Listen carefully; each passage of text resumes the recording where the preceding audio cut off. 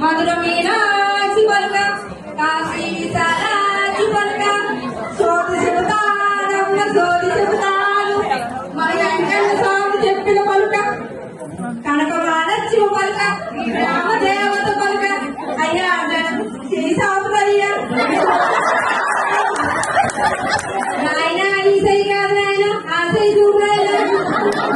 చెబుతానయ్య సోది చెబుతాను ఈ కొండమ్మ చెప్పిన సత్యం నాయన ఈ వైజాగ్ సిటీ గురువులు వచ్చి కళా విఘ్నమైపోతుంది చెప్పింది నానే నాయన విశాఖపట్నం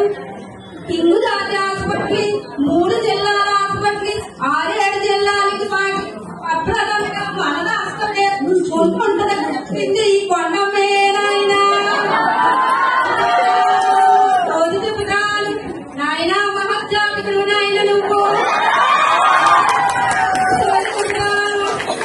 అందగాడు నాయన నువ్వు సదారంగా నేలవలసినోడివి రాజాల మధ్యలో నాయన నీవు ఇంకా అధికారం ఇంకా పైపైన అధికారం పొందుతావు నాయన ఎటువంటి ఇందులో మాయభంగం లేదు నాయన నా పలుక ఆ కొండ దేవల పలుక నాయన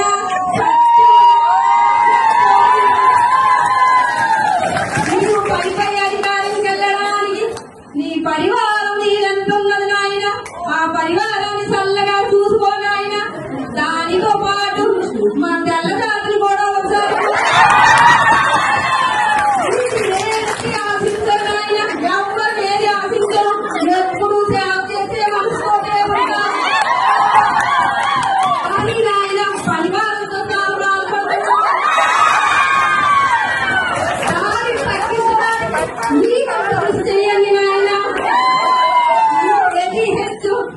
ఇప్పటికి 100 సంవత్సరాలు నిండుకున్నది ఇంకా భావి తరాల వారికి కొత్త తరాల వారికి ఇది ఉండాలి అంటే ఇక్కడ ఉన్న ఈ పెద్ద జాతంతా సాయి సహకారాలు అందించాలి నాయన ఈ సహకారంలో మీ సాయి 100% ఉండేటట్టు చూడు నాయన సోదమ్మ కాదలు సోది చెప్తా నాయన నా పాప వద్దు